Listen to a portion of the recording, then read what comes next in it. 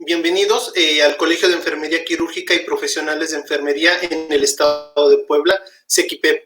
Es para nosotros un gusto tener hoy dos personalidades que nos compartirán su conocimiento para esta sesión en línea debido a esta contingencia que tenemos a nivel nacional. Hemos movilizado todas nuestras sesiones de la parte presencial a la parte digital. Hemos contado con ustedes en la sesión anterior y bueno, el día de hoy yo sé que vamos a estar con ustedes contactando con un tema muy importante como lo es el control ambiental en quirófano y riesgos profesionales ante la pandemia de SARS-CoV.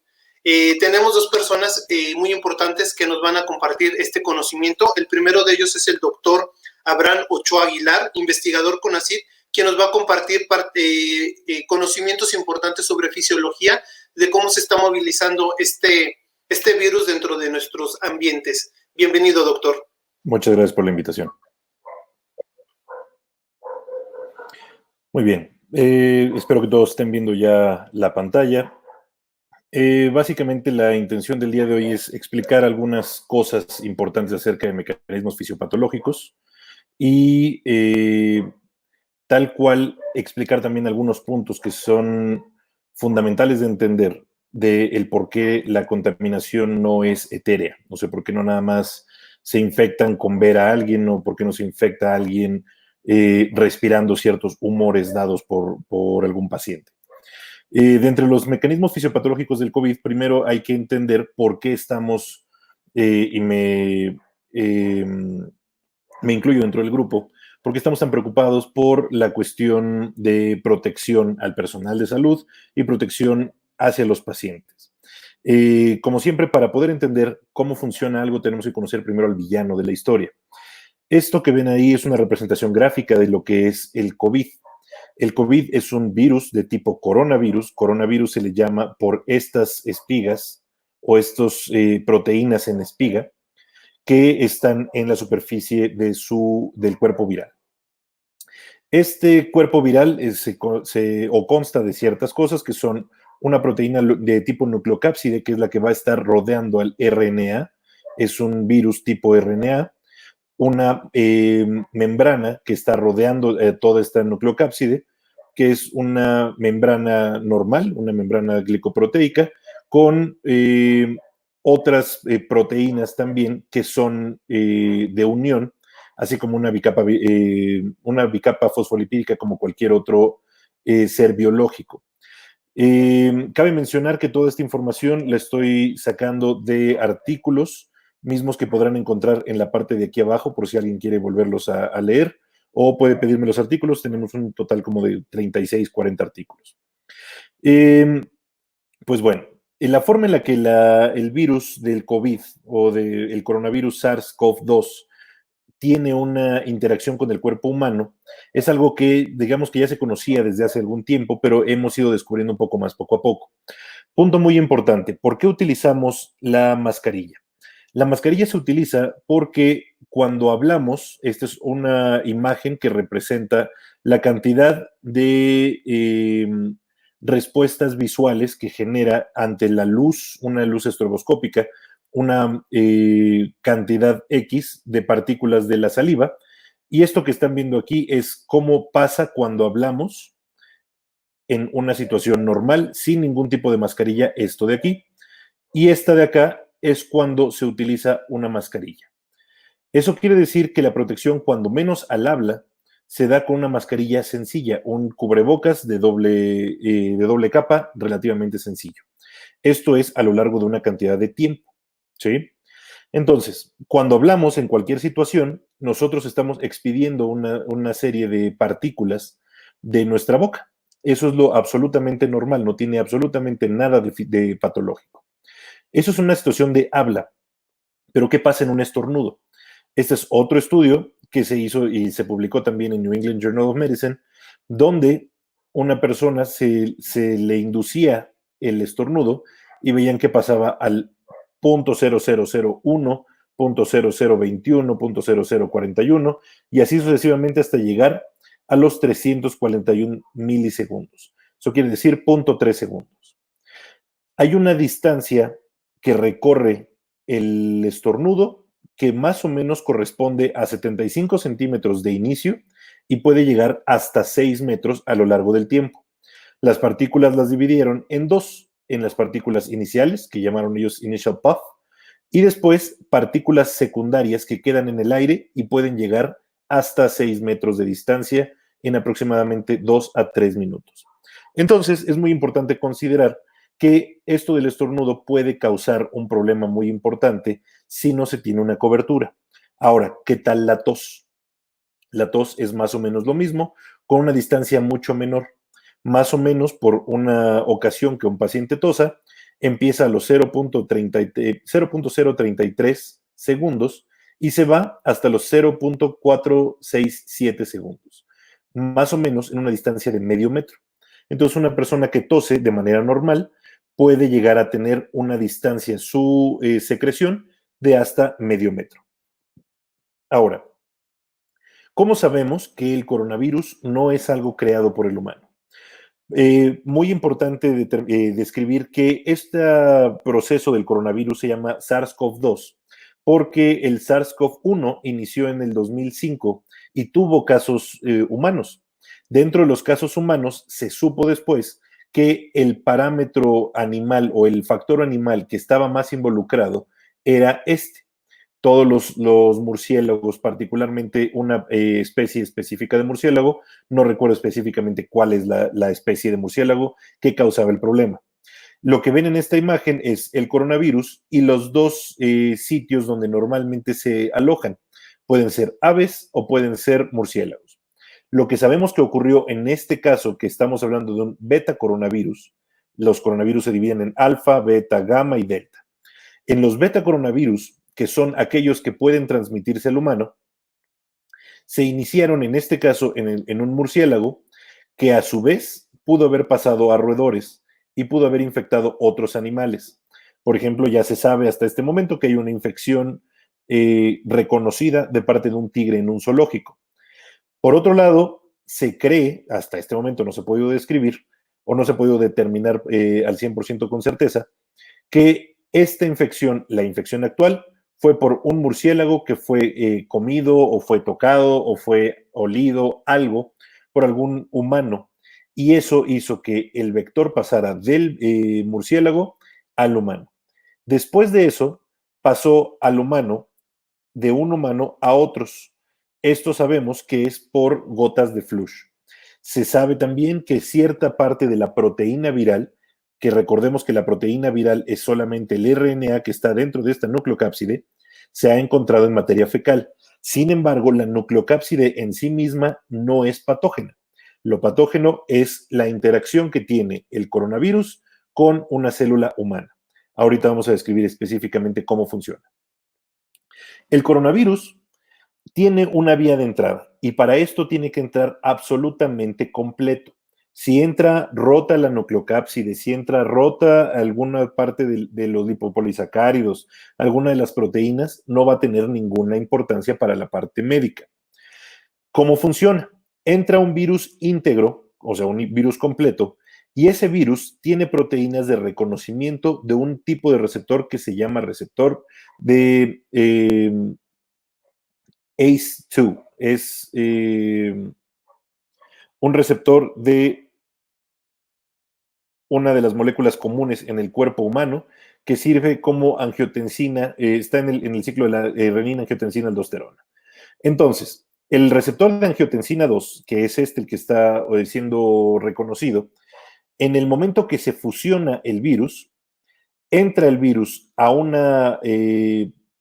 mecanismo de endocitosis y en ese mecanismo de endocitosis se destruye la parte externa porque se fusiona con la parte de destrucción normal de una célula, la que ustedes quieran, y destruye la parte externa y deja solamente la parte de la nucleocápside y del RNA. Una vez que la nucleocápside y el RNA se quedan libres, la nucleocápside se destruye también y permite el paso de un RNA.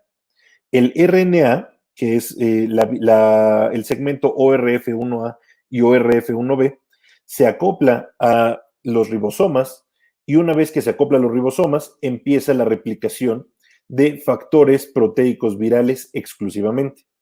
Una vez que esto pasa, los factores proteicos virales empiezan a juntarse hasta que se convierten ya en una vesícula viral o una vesícula con virus. Y esta vesícula con virus vuelve a liberarse y puede ya sea infectar a la misma célula o infectar a células aledañas. ¿Cómo es que esto empieza a generar daño? La revista Science acaba de publicar un artículo hace pocos días donde habla de cómo es que el coronavirus realmente puede matar. El coronavirus en sí mismo no es mortal 100% de las veces. Lo que sí causa es una respuesta inmune y es por eso que tenemos una concentración de aproximadamente 80 personas que solamente tienen una infección leve, 15 personas que tienen una infección importante y 5% que llegan a una infección muy, muy severa. En el caso del coronavirus, los mecanismos por los cuales mata se pensaban al principio, se pensaban de manera inicial, que eran exclusivamente respiratorios. ¿Qué es lo que sabemos en este momento? Punto número 1, el virus del SARS-CoV-2 llega a áreas donde está este receptor en una mayor cantidad. Esos receptor de ACE2 o los receptores de angiotensina tipo 2 están muy prevalentes en un área como el pulmón, el intestino delgado, el intestino grueso, el hígado, las mucosas, particularmente la nasal, y el cerebro. Obviamente los ojos es particularmente la vía de entrada más que la vía de salida. No se ha encontrado hasta este momento evidencia de que las lágrimas puedan contagiar. Lo que sí se sabe es que una persona que escupe o que le llega a hablar a alguien muy cerca y tiene esa persona coronavirus y llega a tener contacto con los ojos, pueden tener una infección. ¿Cómo es que genera este tipo de daño? Punto número 1, en el momento que el virus llega a una célula que tiene este receptor de angiotensina, empieza a causar una respuesta inmunológica.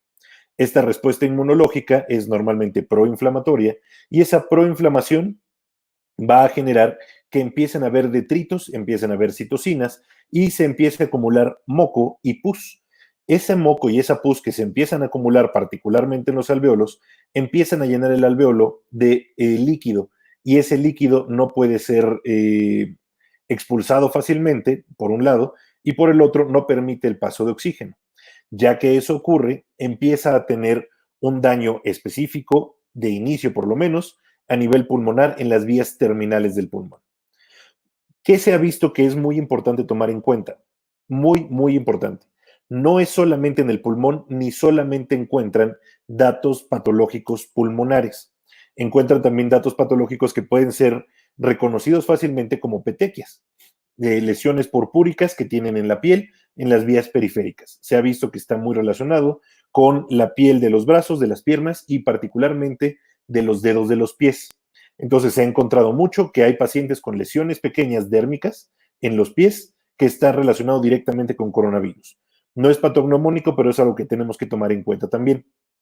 Por otro lado, hemos visto que en el sistema nervioso se tiene también una infección muy importante. En esta imagen están viendo principalmente los centros donde ya se sabe que hay un daño muy importante. Uno son los riñones. Los riñones también tienen una gran cantidad de estos receptores y los riñones lo que causa es una insuficiencia renal crónica. O bueno, es aguda que se convierte en crónica después de la supervivencia del paciente. Todo esto, este tipo de lesión, es por una interacción entre las proteínas virales y las proteínas de reconocimiento del sistema inmune. Entonces, en un paciente que está inmunocomprometido, normalmente no tiene una lesión renal inicial, lo que tiene no es una lesión respiratoria porque las células son completamente distintas. Pero en una situación de un paciente normal, van a tener daño renal, pueden tener daño pulmonar directo. Hay otro daño importante que es el daño a los vasos. Una vez que el virus es reconocido por el sistema inmune innato, normalmente empiezan a liberar citocinas y varias de esas citocinas son proinflamatorias. Esas citocinas proinflamatorias también son protrombóticas.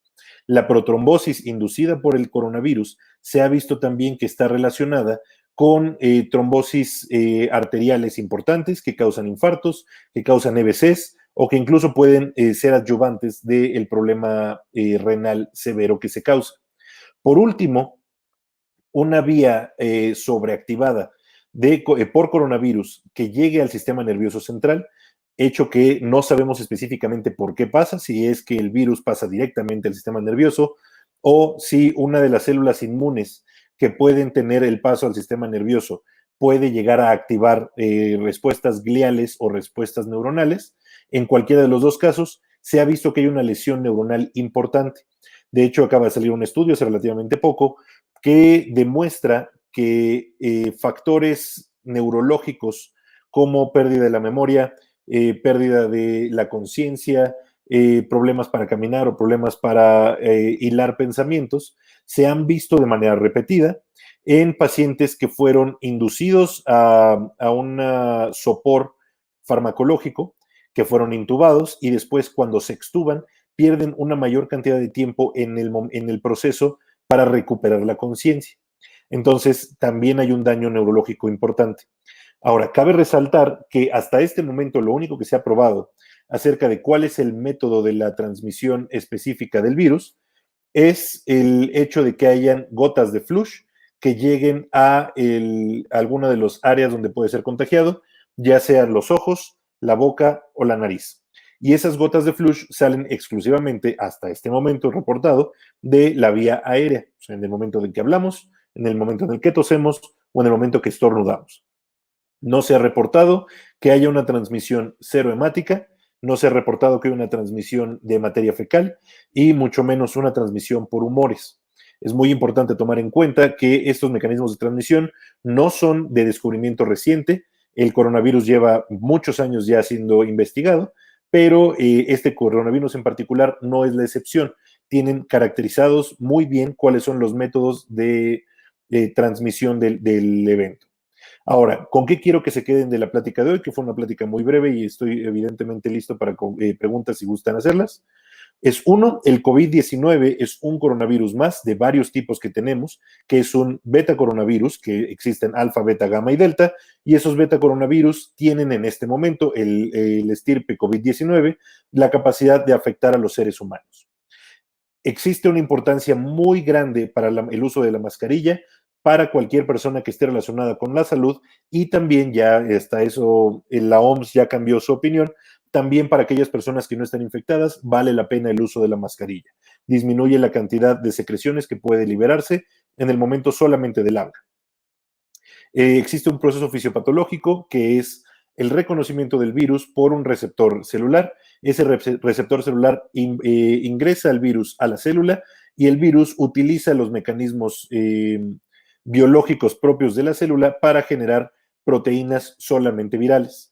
Esas proteínas virales generan un nuevo virus y el virus sale de la célula para poder volver a infectar a la misma célula o a células aledañas.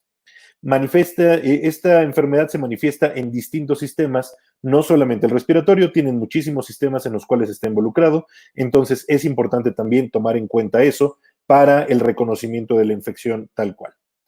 Si quedan dudas o preguntas, estoy para servirles.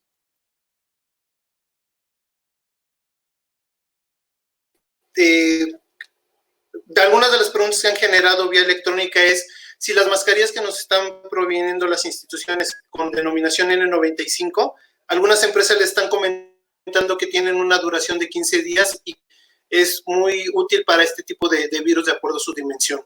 A ver. También, si al ser menor, perdón, te escucho.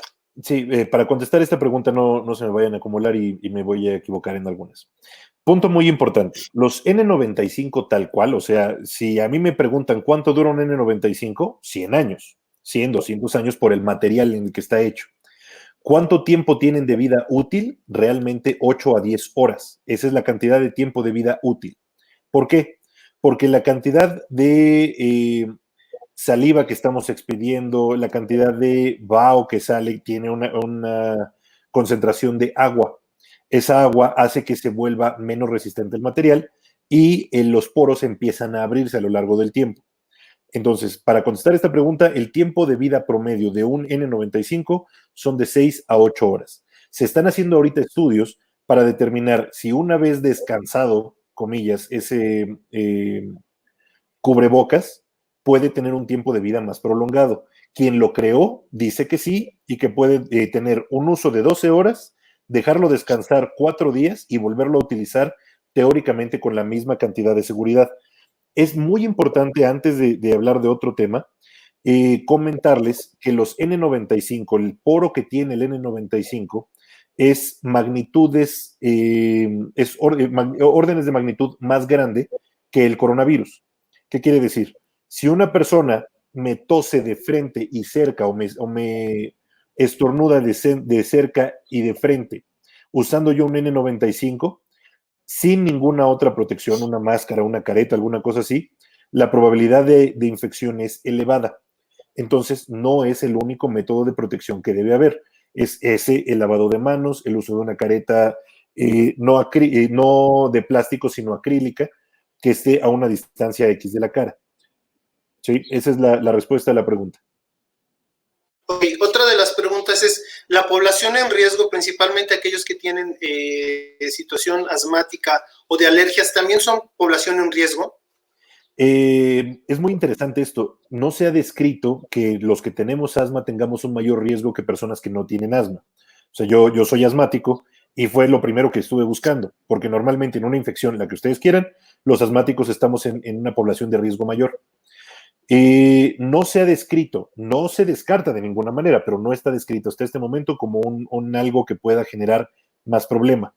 ¿Qué es lo que sí puede generar más problema o qué sí ya está descrito? El cigarro, la obesidad, una edad mayor y EPOC. El asma en sí mismo no tiene un mayor riesgo que otra cosa. Ok, otra de las preguntas es, todos los que estamos en el área, bueno, principalmente enfermería, y que somos portadores no asintomáticos, ¿tenemos un riesgo a futuro de desarrollar la patología o de transmitir a nuestros familiares posterior a 15, 20 días de aislamiento, que no estemos en los hospitales y que regresemos a ver a nuestras familias? Eso es algo complicado de contestar. Primero, una persona que está con una infección asintomática ya está generando resistencia inmunológica en una situación de una función inmunológica normal. ¿Sí? Si el virus es reconocido por el cuerpo, es procesado y no genera patología, de todos modos ya está generando anticuerpos. Esos anticuerpos teóricamente nos tienen que dar protección a aquellas personas que ya hayan estado infectadas, independientemente de si presentaron síntomas o no. Pero ahí hay que tomarlo con muchísimo cuidado. Punto número 1. Una persona que esté asintomática, independientemente de que sea asintomática, tiene que tener protección, sí o sí, porque puede contagiar. Ese es punto número 1. O sea, independientemente de los síntomas, el contagio existe. Punto número 2. Hasta este momento ya se reportaron 6 o 7 casos de pacientes que se reinfectan. Quiere decir que por alguna razón, no sabemos cuál o no sabemos si es 100% cierto, la inmunidad adquirida por el virus no es 100% seguro. Puede llegar a aumentar la reinfección en pacientes que ya han tenido coronavirus. No lo escucho, maestro. Me desconecté porque como están entrando los mensajes. Ok, una pregunta más. Las características de los gogles nos comentan que se hacen con desinfección a base de cloro y que pueden utilizarse a los 15 minutos después, aunque el cordón con el que está sujeto esté húmedo. Si no hay riesgo de transmisión por esta humedad. No, o sea, siempre y cuando no tomen el cordón y lo pongan en los ojos o lo pongan en la nariz o la boca, no tienen problema. Además, el virus es muy lábil al cloro. Eso es muy importante también decirlo. No quiere decir que tomando buches de cloro o aspirando cloro puedan evitar la infección con el virus. Lo digo porque ustedes son evidentemente especialistas en el área, pero es muy importante que lo expliquen a los pacientes que vayan ustedes a tratar o a aquella gente que sean familiares, vecinos, amigos, porque me han tocado casos que me hablan para decirme si tomándose un buche o echándose un buche de cloro puede servir para algo. Tienen que ser muy firmes con el concepto. Es evidentemente para nosotros es lógico que eso no funciona así, pero sí tienen que decirlo constantemente, porque la gente tiene ideas muy ilógicas. Ahora, el cloro sí destruye la cápside del virus, sí lo inactiva, pero de todos modos hay que tener cuidado. Si se puede mantener limpio esa área, mejor, y mientras menos contacto tenga con sitios donde puede haber transmisión, como mucosas o heridas abiertas, mejor. Ok, una última pregunta. En algunas instituciones, bueno, no voy a mencionar el nombre, nos mencionan que para trabajar con el paciente solamente entran 2 veces por turno, es decir, una vez entran al turno, administran medicamentos, hacen cuidados de enfermería, salen, vuelven a ingresar 4 o 5 horas después para administrar el resto del tratamiento, para dejar al paciente fuera. Básicamente están hablando que son como 2 horas y media que están en contacto con el paciente, que nada más tienen cubrebocas, los N95, la bata desechable, que si esto es un riesgo muy potencial para el personal de enfermería, aunque solamente esté ingresando en 2 momentos. Ahí va a depender muchísimo de procesos. Los riesgos que se tienen es el mismo prácticamente en cualquier situación, lo vean 1 o 100 veces. No es tanto por la cantidad de ocasiones que lo vean, sino la cantidad de precauciones que se tengan. Si al entran con todos los materiales de protección, al término de la interacción se utilizan todos los procesos adecuados que evidentemente la maestra Casas ya ha comentado previamente o comentará en algún momento, no hay tanto riesgo de infección. Hasta este momento eso es lo que sabemos. No hay infección por algo etéreo, no hay infección por suerte, no hay infección por humores. Si utilizan una mascarilla, si utilizan la careta y utilizan guantes y la bata quirúrgica, la probabilidad de que haya infección es muy, muy baja. Pueden hacerlo una vez o pueden hacerlo varias veces, siempre y cuando sigan el mismo proceso de seguridad. Ok, agradecemos la participación del doctor Abraham Ochoa Aguilar. La parte fisiológica es muy importante también para nosotros, porque no solamente es el ambiente en el cual estamos, sino todas las partículas que están en nuestro ambiente. Te agradecemos en breve haremos llegarte tu constancia y tu presente. Vamos a continuar con nuestra conferencia. Muchas gracias, doctor. Agradecemos tu participación. Ok, dando pauta al siguiente punto de nuestra conferencia del control ambiental en quirófano y riesgos profesionales ante la pandemia, tenemos la participación de la licenciada Fabiola Casas Ramírez, quien es presidenta de la Federación Latinoamericana de Ciencias de Esterilización Hospitalaria, FELACET, presidenta nacional de la Asociación Mexicana de Profesionales en Esterilización y presidenta nacional del Colegio Mexicano de Profesionales en Esterilización. Agradecemos tu aportación, licenciada Fabiola. Hacemos comentario que la enfermería quirúrgica y el área de esterilización somos un área muy afín en la cual tenemos que trabajar en conjunto. Iván, agradecemos los comentarios que tú nos vas a hacer sobre este tema. Bienvenida. Gracias. Antes me gustaría, nada más porque es parte de lo que yo voy a mencionar, que preguntarle a Abraham para que refuerce si el hecho de que yo haga una cirugía por ejemplo, en cualquier parte del aparato gastrointestinal, por ejemplo, en la vesícula, en apendicectomía, etcétera. Si el hecho de que yo haga una cirugía de ese tipo implica que por estar abordando esas cavidades voy a tener un riesgo de estar en contacto con el SARS-CoV-2. El riesgo del contacto, por supuesto, pero es principalmente para el anestesiólogo. No, Los pero cirujanos. yo me refiero específicamente al equipo quirúrgico, no el anestesiólogo. Sí, por supuesto. O sea, la intención es contestar la pregunta por completo. El equipo quirúrgico tal cual tiene mucho más riesgo de tener infecciones bacterianas por todo aquello que están tocando, y siempre y cuando se haga una cirugía con las medidas adecuadas para cualquier cirugía, el riesgo de contagio es mínimo, es prácticamente negligible. Lo más probable es que pudiera infectarse cualquier persona que estuviera relacionado con saliva o con moco del paciente, hasta ahí. La materia fecal hasta este momento no ha demostrado en ninguna ocasión que tengan infección. Materiales como supuraciones o líquido de cavidad intestinal, tampoco, pero de todos modos, en el momento que hubiera un líquido y que pudiéramos pensar que fuera un riesgo de contagio, siempre y cuando el paciente, o más bien la persona que estuviera en la cirugía, no tocara ese material y tocara sus ojos o sus dientes o su boca o cualquier cosa, la probabilidad de riesgo de infección es menor que cuando estoy platicando con otra persona en la calle sencillo. O sea, corremos más riesgo en la calle que en un quirófano, mucho más riesgo. Evidentemente, el equipo quirúrgico, el equipo de anestesiología, tanto anestesiólogo como ayudante, ellos sí corren un riesgo mayor.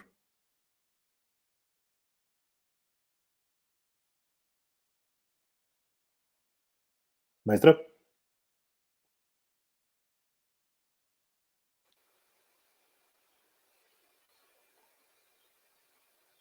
Listo. Muchas gracias. Bueno, si nos esperas, Abraham, y no te desconectas para que si hay alguna pregunta te la podamos hacer. ¿Sí? Bueno, vamos a hablar de el control ambiental y los riesgos que tenemos cuando estamos trabajando en el área quirúrgica. La asociación está compuesta o integrada por muchas personas que trabajan en áreas quirúrgicas, que tienen toda la experiencia de esto y además bueno, somos enfermeras y hemos desarrollado también nuestras actividades en esa área, pero sobre todo no solo nos enfocamos en la parte de desinfección y esterilización, sino también en los aspectos de control ambiental, porque todo tiene que ver con esto.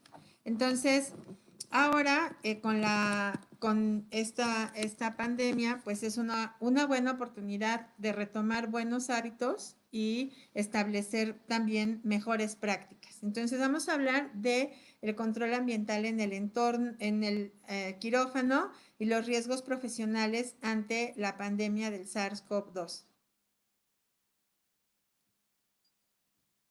No voy a profundizar mucho en esto porque Abraham ya me hizo favor de introducir con todos estos aspectos, pero es importante recordar que no es un virus que no conozcamos, lo conocemos, es un virus viejo, aunque esto es una nueva variedad, por decirlo de alguna manera, de este virus. Así que si nosotros queremos saber cómo vamos a manejar esto, pues tendríamos que remontarnos a leer también no solo lo que ahora se está publicando por el SARS-CoV-2, sino todo lo que está ya definido desde otras pandemias y la anterior que había sido en el 2009 del H1N1. Entonces, esto es muy importante volver a puntualizarlo. El coronavirus se transmite a través de gotas que se liberan en el aire cuando una persona tose o estornuda. Y las gotas son muy grandes, son partículas muy grandes que no viajan más de 1,80 m y después caen al suelo o sobre las superficies. Y se ha demostrado que este virus en específico, el SARS-CoV-2, tiene sobrevivencia incluso por días sobre algunos tipos de superficie. Pero esto tampoco es nuevo porque bacterias multiresistentes, como les voy a enseñar en otra diapositiva, también han tenido ese mismo riesgo y eso no significa que o no hemos hecho todos los cuidados que debiésemos de hacer para eso. Entonces, hay un estudio que es un estudio muy reciente del Journal Medicine de Inglaterra que define que el SARS-CoV-2, que es el virus que causa el COVID-19, que es ya el nombre de la enfermedad, puede vivir en el aire y en las superficies entre horas y días. Y se encuentra también que el virus, es viable hasta 72 horas en plástico, 48 horas en acero inoxidable, 24 horas en cartón o en papel y 24 horas en cobre. Con esta información, que además pues, está publicada desde febrero, tendríamos ya que haber analizado y haber pensado qué vamos a hacer con los expedientes clínicos porque los están metiendo a las áreas donde están los pacientes y después quieren meterlos a esterilizar. Literalmente, porque es una de las preguntas de las personas que nos han estado pidiendo información. Entonces, Si ya sé que el papel no lo puedo desinfectar ni esterilizar, pues ¿para qué lo meto a un lugar a donde sé que va a estar este microorganismo? Por eso es importante en esta situación generar protocolos en donde tengamos una persona que nos ayude a hacer las notas, a llevar los registros, etcétera, para poder evitar que estos microorganismos puedan estar presentes en este tipo de materiales que no se pueden ni esterilizar ni desinfectar y que después tengamos un riesgo. Entonces, este virus puede sobrevivir en las superficies o puede estar activo, que es el término correcto, en las superficies. También se definió que el SARS-CoV-2 se puede detectar en el aire durante 3 horas. Y eso se puede hacer porque las gotas que se expelen a través de la tos, a través del estornudo o simplemente a través del habla, pueden ser ligeras y pueden permanecer en el aire como partículas. Esto tampoco es un conocimiento nuevo. Esas gotas se van a ir hacia el suelo y en algunos aerosoles experimentales que se utilizan en laboratorios, como algunas pruebas que Abraham les mencionó también, se define que al toser o estornudar, esas gotas van a caer y por eso si yo tengo un contacto cercano con el paciente, si estamos a una distancia menor de 1 metro, pues la probabilidad de que yo pueda tener el contacto con las partículas de saliva que el paciente está emitiendo es muy alto. Por eso la distancia sana, pues es una recomendación importante. Por eso incluso, aunque todos estuviéramos enfermos en la casa, tendríamos que mantener esa distancia. Entonces, como les dije, este conocimiento no es nuevo porque las partículas de Wells o las gotitas de Wells se conocen desde 1933. Él fue un ingeniero que trabajó en la Universidad de Harvard y que a través de las investigaciones que hizo descubre que los microorganismos, todos, o los que pueden encontrarse en la saliva y en estos fluidos, van a quedar atrapados en pequeñas gotas de líquido y moco al estornudar, al salivar o al toser. Por eso es que también cuando hablamos estamos expeliendo esas partículas. Y estos microorganismos van a quedar vivos o activos en esa saliva, en ese líquido, en ese fluido y pueden moverse a través del aire adentro de esas gotas. Entonces, para que nos demos una idea de qué es una gota grande y qué es una gota pequeña o fina, tenemos aquí unos ejemplos. Las gotas grandes se asemejan a las gotas de la lluvia. Por más finita que sea la lluvia, siempre va a caer al piso, porque el tamaño de la gota es grande. Pero cuando esas pequeñas gotas se evaporan, se pueden mantener flotando en el aire. Esa es la diferencia entre una partícula que se puede transmitir a través de gotas o una partícula que es una gota pequeña y que se puede mantener suspendida por horas en el aire. Ahora, es muy importante definir qué es una partícula.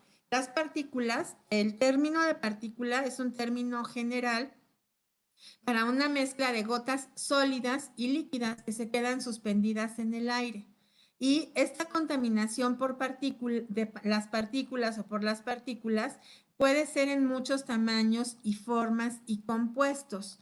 Esto no es algo que solamente esté haciendo referencia a los microorganismos. En este momento, lo que nos ocupa son estas gotas que contienen el SARS-CoV-2, pero hay muchos otros contaminantes en el ambiente que estamos respirando constantemente y que también pueden generar una enfermedad y que también son partículas suspendidas. Puede haber ácido sulfúrico o compuestos inorgánicos como sulfato de amonio o nitrato de amonio o cloruro de sodio y los respiramos y estamos en contacto todo el tiempo con ellos. Y también productos químicos orgánicos, por ejemplo, polvos de la combustión, lo que puede, si nosotros tocáramos el escape de los autos, pues ahí siempre va a haber polvo de la combustión y ese que está ahí también se vuelve un aerosol y está disperso en el medio ambiente. Partículas de tierra, polvos y materiales biológicos como en el ambiente, por ejemplo, puede haber esporas fúngicas. Eso es normal. Y que estas partículas caigan al suelo o se mantengan suspendidas va a depender del tamaño de la partícula.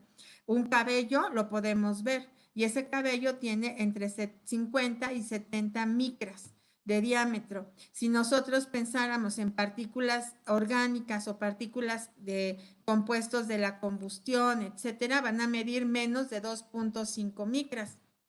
El polen mide más de 10 micras.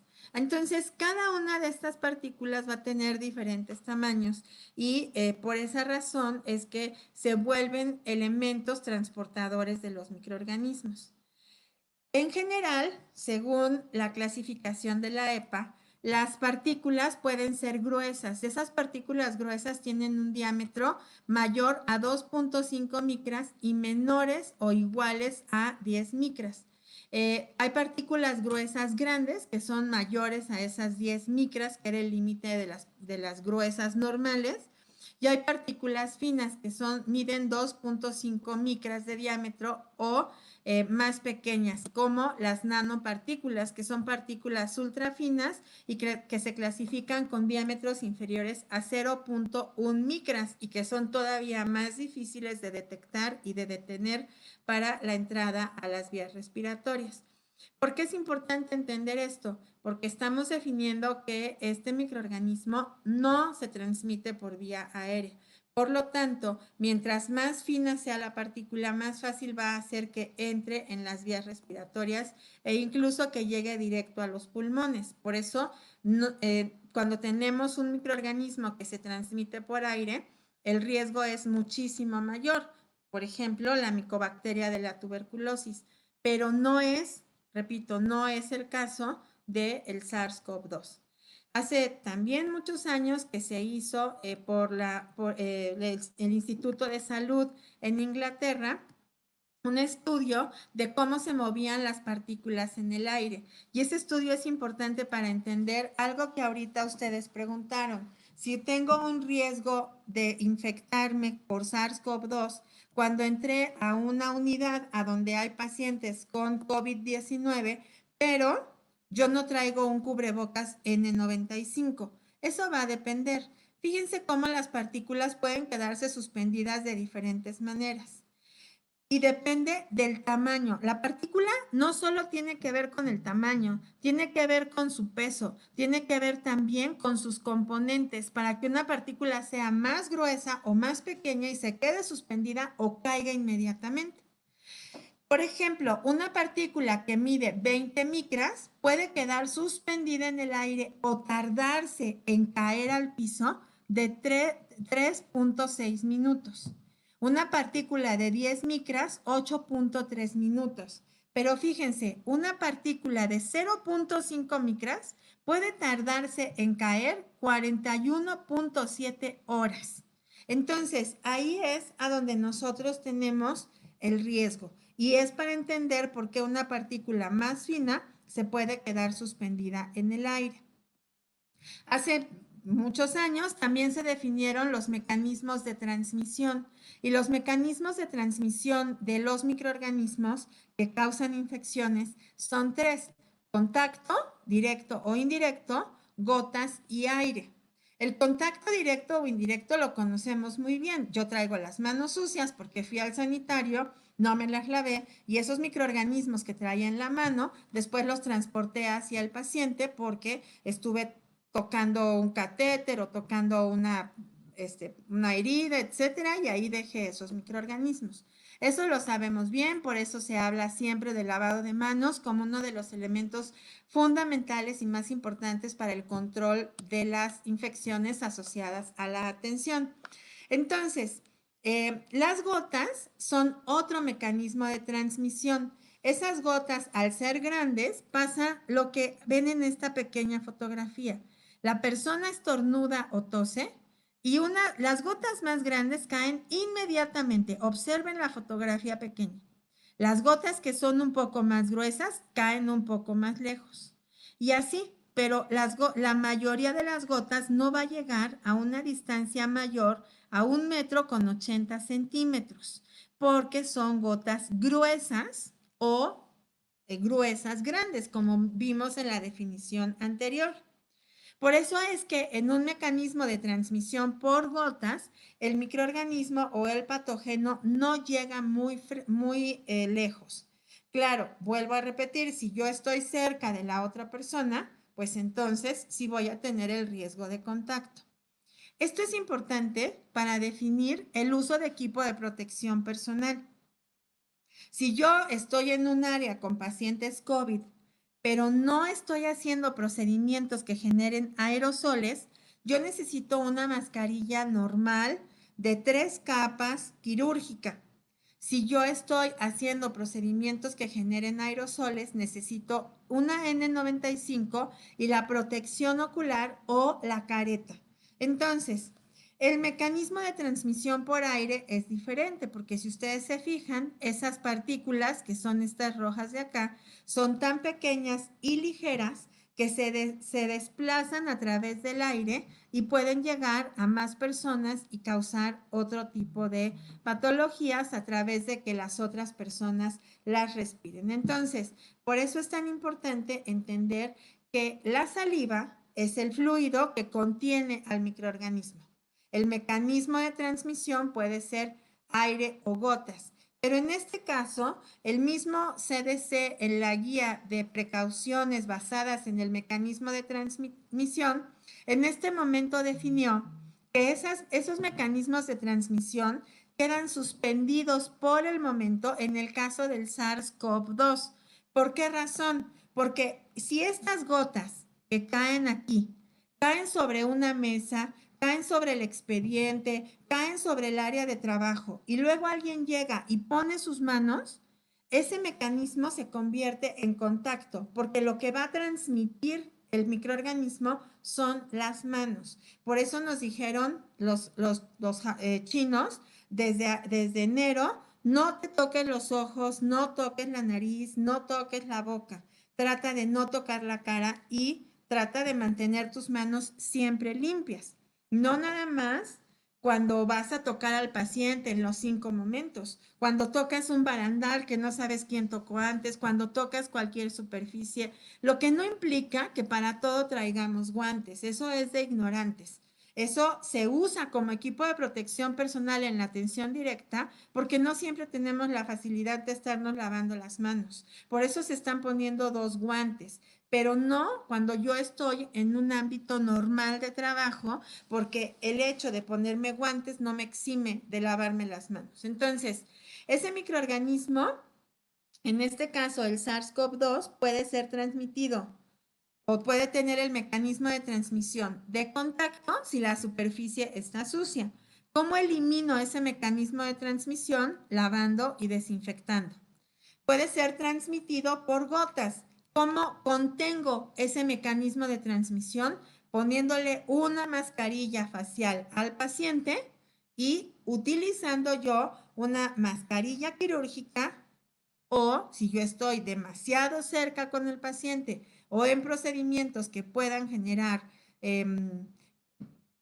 aerosoles, entonces voy a usar un respirador N95 y la protección facial. Bueno, entonces, estos mecanismos basados en la transmisión siempre van a tener recomendaciones que son estandarizadas y si ustedes analizan, es precisamente lo que nosotros estamos haciendo en este momento. El lavado de manos, que es fundamental siempre, en todo momento, y que ojalá, y no se nos olvidara, como se nos olvidó en el 2009 y se nos ha olvidado toda la vida, lavarnos las manos, porque es importante que entendamos. A mí me causa mucha gracia cuando veo en las cosas que se publican en las redes sociales que las señoras están llegando del supermercado a lavar toda la mercancía. ¿Por qué lo hacen ahora? En el supermercado hay millones de bacterias y ni siquiera son a veces bacterias nacionales, sino son importadas porque muchos productos que se traen del extranjero pues traen microorganismos de otros lugares también. Entonces, el lavado de manos y la higiene es fundamental. El uso de equipos de protección personal va a depender del mecanismo de transmisión, pero también es importante, como en este momento, en el caso del SARS-CoV-2, se suspenden por la recomendación del CDC y de la Organización Mundial de la Salud las precauciones basadas en la transmisión. Por eso es que se usan guantes, bata y protección respiratoria y se incluye la protección facial. Entonces, aquí nos dice muy claramente, esto es una copia del manual del CDC, toda la información viene al final en la presentación, toda la bibliografía, y viene con las ligas para las páginas para que ustedes entren. Entonces, por eso es importante volver a retomar. Si las manos están visiblemente sucias, si durante la prestación de la asistencia sanitaria, evite tocar innecesariamente las superficies cercanas al paciente para evitar la contaminación de las manos que ya estaban limpias. Si las manos no están visiblemente sucias o después de quitar los materiales que pueden estar contaminados o después de retirar los guantes, hay que lavar las manos con agua y jabón. Eso no va a cambiar, son recomendaciones estándar. ¿Qué dice además para el equipo de protección personal? Usa el equipo de protección personal como se describe cuando la naturaleza de la interacción anticipada con el paciente indica que puede ocurrir contacto con sangre o con fluidos corporales. Entonces, si yo voy a retirar un cómodo, hacer un aseo genital, etcétera, o aspirar secreciones, pues ya sé que tengo un contacto potencial con fluidos. No sé que tenga el fluido, no sé cuál es la patología del paciente. A lo mejor asumo que no tiene ninguna infección y sí la tiene. Si ustedes se recuerdan, el lunes que el doctor López-Gatell declaró la fase 3 de la contingencia, también habló del VIH, el riesgo de los pacientes en VIH. Y a mí me dejó helada el dato que dio, porque dijo estadísticamente que el 50% de la población en México que tiene VIH no sabe que tiene VIH. Esto nos debería de servir incluso para darle educación sexual a los menores o a los adolescentes en nuestra casa. Y también para hacer más conciencia sobre algunas prácticas sexuales personales. Entonces, por favor, el uso de equipo de protección personal debe de ser basado en el riesgo que nosotros asumimos que tenemos al estar en contacto con un paciente, sin exagerar. El uso de protección personal no es un disfraz y también hay que entender, porque hay estadísticas. Nosotros vamos a presentar la próxima semana una serie de webinars del uso de protección personal con unos videos que les vamos a dar para que los puedan transmitir a toda la gente que los quiera ver, porque la educación nunca sobra. Entonces, en esos webinars vamos a enseñarles las estadísticas de cómo el abuso en el uso del equipo de protección personal también ha generado riesgos de transmisión de la infección, porque yo quiero saber si una persona que ha estado 8 o 10 o 12 horas, como puede llegar a pasar por lo que nosotros escuchamos de España, de Italia, de China, 12 horas con un paciente con COVID-19, va a tener la misma intención de usar adecuadamente el equipo de protección personal el día 1, el día 2 o el día 20 o en la hora 1 o en la hora 12 de trabajo. Entonces, tampoco el usar excesivamente equipo de protección personal quiere decir que va a generar mejores prácticas o menos riesgos para nosotros. La ropa también puede estar contaminada y la piel también puede estar contaminada. Pero otra vez vuelvo a repetirles lo mismo, siempre. ¿Por qué en este momento médicos, anestesiólogos, cirujanos, enfermeras de todas las áreas quieren entrar con N95 al quirófano y en cualquier otro procedimiento se cubren la boca con un cubrebocas que no cubre absolutamente nada y dejan la nariz descubierta? ¿Por qué en estos momentos queremos ponernos compresas alrededor del cuello para que no nos toquen las gotas el cuello? Como si el microorganismo penetrara por la piel, Pero en otro tipo de procedimientos, las batas hasta escotadas están porque no son del tamaño adecuado para el uso que tenemos que darle. Cuando dice precauciones estándar y precauciones basadas en el mecanismo de transmisión, es siempre en todos los pacientes, en los procedimientos en donde tenemos un riesgo. No unas veces sí y otras no. No cuando hay equipo y cuando no, no. Así como ahora nos hemos manifestado para pedir que exista el equipo de protección personal suficiente y adecuado, tenemos que hacerlo siempre, siempre.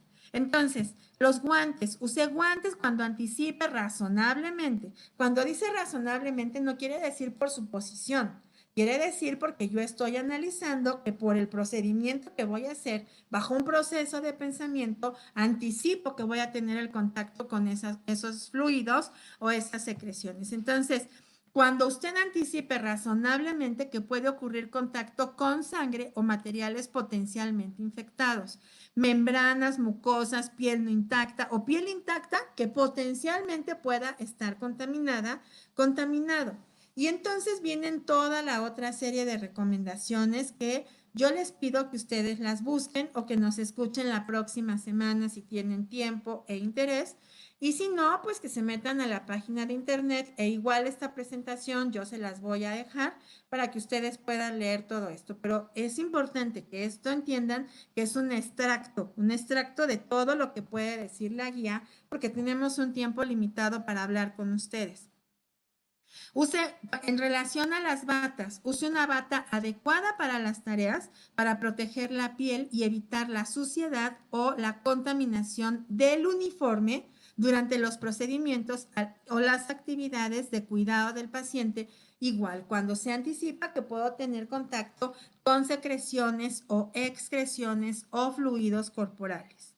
Entonces, cada cosa que nosotros usemos debe de estar basada en el mecanismo de transmisión o el contacto potencial con los fluidos, y pasa lo mismo con la protección para boca, nariz y ojos. Ahora, aquí es muy importante porque la protección ocular es fundamental, debe de cubrir los laterales de los ojos, debe de sellar sobre el cubrebocas, no deben de ser los lentes que usamos para las motos, y hemos inventado una cantidad de protección facial impresionante, ¿no? Bueno, hasta máscaras de buzo y cosas por el estilo.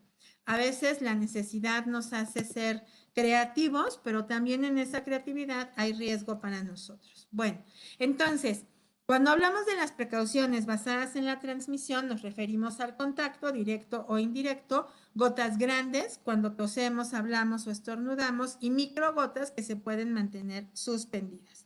Y entonces aquí viene otra recomendación del CDC que dice: incluya el potencial de transmisión de agentes infecciosos en las indicaciones o decisiones de colocación de pacientes.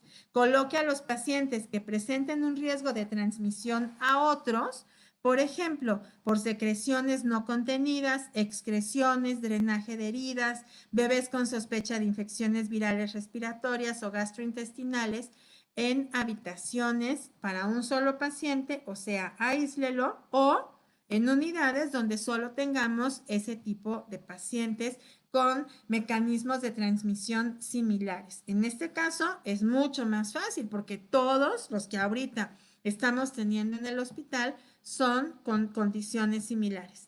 Y ahí dice claramente, determine la ubicación del paciente según la ruta de transmisión del agente infeccioso conocido o sospechoso. Factores, no estamos exentos. Miren, lo que el doctor Abraham les explicó es muy importante, porque todos los días llega a mi WhatsApp alguna nueva teoría de conspiración donde nos están diciendo que el virus lo hicieron para establecer un nuevo orden mundial y no sé cuántas tonterías. No es así. Van a venir muchos más microorganismos. El CDC en el 2012 previno, ¿no? Nos dijo a todo el mundo: va a venir un nuevo virus y debemos de estar preparados, pero lamentablemente los seres humanos no aprendemos. Entonces, no estamos preparados y van a venir más. Y si seguimos sin estar preparados, bueno, pues luego no nos quejemos porque la gente fallezca. Entonces, esto de sospechoso es importante. si tenemos que analizar cuál es el mecanismo o qué síntomas presenta el paciente, y si sabemos que es algo que no conocemos, que está presentando fiebre, etcétera, pues hay que aislarlo, porque ya nos sucedió en el 2009 que la pandemia inició en México. Afortunadamente, en esta ocasión, la pandemia inició en otro país. Por lo tanto, tuvimos por lo menos 2 meses para hacer algo que por supuesto no hicimos. Factores de riesgo de resultados adversos resultantes de un agente infeccioso en otros pacientes, áreas o habitaciones en donde se considere la colocación del paciente y bueno, todo lo demás que ustedes vean ahí. Ahora, esto es importante. Bien, estabilidad y viabilidad del SARS-CoV-2. El experimento que voy a decirles proporciona evidencia teórica de que el SARS-CoV-2 puede sobrevivir como núcleo de gotas después de un procedimiento médico que genera aerosol. Por eso es importante utilizar máscaras o respiradores quirúrgicos que puedan ser protectores contra el COVID-19. Por eso se recomienda el uso de los N95. La institución o establecer las precauciones en el aire para los procedimientos médicos que generan aerosoles es un enfoque razonable, pero vuelvo a repetir porque después me voy a enfocar en hablar del procedimiento quirúrgico. Establecer precauciones de mecanismo de transmisión por aire para procedimientos médicos que generan aerosoles es un procedimiento o un enfoque razonable. ¿Cuándo tenemos el riesgo de que presenten aerosoles? No siempre y no en todos. Los aerosoles pueden contener virus viables.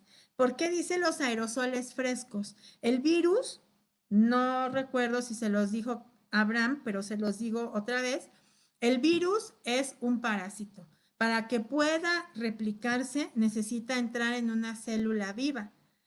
Si el virus está sobre una mesa, después de 48 horas, el virus se inactiva y ya no va a poder causar una infección. Por eso, en el caso de las mascarillas, de los respiradores N95, la recomendación más adecuada del CDC, no de Fabiola Casas, sino del CDC, es hacer un reuso controlado, hacer un uso extendido. Y son dos cosas diferentes, el reuso y el uso extendido. El reuso quiere decir que yo, en lugar de tirar esa mascarilla, la voy a usar más días. ¿Pero qué significa esto? Que a mí, mi jefe, me dé 3 mascarillas y las voy a numerar 1, 2 y 3. La 1 la voy a usar el lunes y cuando me retire la voy a quitar con la técnica adecuada, la voy a guardar en una bolsa de papel que no tiene que ser de esterilización, puede ser una bolsa de papel de estraza y el papel nos va a ayudar a que se seque esa mascarilla, ese respirador, porque obviamente estuvo en contacto con humedad y necesitamos que se seque. Entonces, yo voy a guardar ese N95 en una bolsa de papel y el martes voy a usar el del número 2 y ese lo voy a guardar en una bolsa de papel. Y el miércoles voy a usar el del número 3 y lo voy a guardar al final en una bolsa de papel. El jueves voy a volver a usar el 1, el viernes el 2 y el sábado el 3. Y así vamos a ir rotando nuestros N95 para hacer un uso razonable de un equipo de protección personal que está escaso en el mundo. Entonces, las máscaras quirúrgicas van a ayudarnos a proteger de que ese aerosol o esas gotas entren directamente a las vías respiratorias. Por eso es importante poder tener los equipos de protección adecuados. Y este estudio destaca, como siempre, la importancia de la limpieza ambiental y la meticulosa higiene de las manos y no indica que la transmisión del SARS-CoV-2 sea por aire, a menos de que se generen aerosoles. ¿Qué procedimientos generan aerosoles? Pues los que ustedes ven aquí. Entonces, la OMS ha definido procedimientos de alto riesgo y procedimientos de bajo riesgo. Si yo voy a poner un catéter subclavio, estoy muy cerca de la boca, pero eso no es de alto riesgo porque ahí no hay un aerosol. El riesgo de aerosol son procedimientos invasivos a vías respiratorias, por ejemplo, intubación orotraqueal, colocación de cánulas de Guedel, ventilación mecánica o invasiva, RCP. ¿Y por qué el RCP? Pues porque puede haber contacto con las gotas. Estamos dando reanimación cardiopulmonar y no sabemos, a veces no tenemos el control de los fluidos. Todos los que hemos estado en un procedimiento de este tipo sabemos que tenemos ese riesgo. Traqueostomías, endoscopías, broncoscopías, aspiración de secreciones, colocación de sondas nasogástricas, cualquier procedimiento que pueda generar que el paciente expela gotas o partículas y que además se generen en un aerosol. Entonces, aquí, un segundo nada más. Aquí tenemos un ejemplo de por qué ustedes cuando están en un procedimiento quirúrgico no se tienen que angustiar porque estén quitando un apéndice o cualquiera de estas cosas. La vía de entrada del SARS-CoV-2 al organismo es la vía respiratoria, nariz, boca y mucosas oculares, se los explicaron. Ese virus se inocula en la laringe y en la faringe y de ahí se va a infectar a los alvéolos y ahí es a donde se reproduce y ahí es a donde infecta a la célula y ahí es a donde causa la enfermedad. En una publicación de la Asociación Americana de Endoscopía Gastrointestinal, en un documento, por lo menos el que yo pude leer y encontrar, y ahorita hay muchísima información científica que afortunadamente está abierta, porque muchas de estas publicaciones cuestan mucho dinero, pero ahorita están libres precisamente para poder tener acceso a la información. Dice que la incidencia de los síntomas gastrointestinales como náusea y o diarrea es incierta, con algunos informes por debajo del 5% y en otros con un 50%. Pero habría que analizar esos informes y ver a qué cantidad de pacientes se están refiriendo. Ha habido algunos informes de diarrea aislada que precede a la tos y a la fiebre como parte de los síntomas que se definen del SARS-CoV-2. Pero hay que recordar también que somos organismos vivos, así que depende de muchas circunstancias los síntomas que se presenten. Hay síntomas definidos, claros, que todos los pacientes han presentado, como la fiebre. Otros no son tan claros. El virus puede estar presente en las secreciones gastrointestinales y en el ARN viral, y el ARN viral es detectable en las heces fecales. Quizás uno de los mecanismos por los cuales este virus puede estar en las heces fecales es precisamente que la gente se traga las secreciones y eso va directamente a la materia fecal. Entonces, bueno, ya Abraham explicó más de esto al respecto, pero es poco probable que el riesgo por aerosoles de las vías aéreas o la contaminación de vías aéreas por aerosoles se dé por estos procedimientos. Sí hay mucha documentación y desde hace mucho tiempo de los gases y la toxicidad de esos gases que se generan en el quirófano, pero no tiene que ver con un mecanismo de transmisión del SARS-CoV-2. Entonces, vuelvo a mencionar, el paciente infectado puede generar a través de contacto directo, a través de contacto por aire y gotas, y va a través de esto el paciente o el huésped susceptible a inhalar el microorganismo. Cuando estas gotas caen en las superficies, entonces el mecanismo de transmisión se vuelve el contacto. Por lo tanto, la vía principal es las gotas que se emiten con la tos y el estornudo, el contacto por las superficies contaminadas y el aire en procedimientos que generan aerosoles. Si esto nos preocupa mucho, o sea, me refiero al SARS-CoV-2, debería de preocuparnos más esto, porque aquí tenemos microorganismos o bacterias multiresistentes. Entonces, Estos microorganismos multiresistentes como el Acinetobacter, la Escherichia coli, la Klebsiella, todos estos, la Pseudomonas aeruginosa, que ya es como parte de la leyenda del hospital, ¿no? O sea, no hay un hospital que no tenga Pseudomonas. Parte de estos microorganismos pueden durar no días, pueden durar meses en las superficies. Hay mucha evidencia científica al respecto. Y también esto nos debería de haber preocupado desde hace mucho tiempo.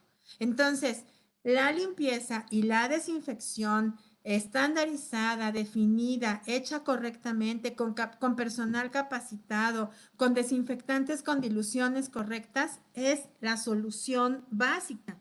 No inventar, aerosolizar o generar aspersión del cuerpo con glutaraldehído, con vinagre que hemos visto, con alcohol, con bicarbonato, con cloro y no sé qué cosas. No, no, no. Lo que tenemos que hacer es limpiar y desinfectar. Las personas se tienen que bañar y se tienen que lavar las manos. La ropa se tiene que lavar y desinfectar. Eso es lo que tenemos que hacer y eso es básico. Las pautas del CDC sobre cómo protegerse dicen: limpie y desinfecte las superficies con las que muchas personas entran en contacto. Esto incluye mesas, picaportes de puertas, interruptores de luz, barandales, manijas, escritorios, teléfonos, teclados, inodoros, grifos, lavabos, y evite tocar superficies de máximo contacto en público.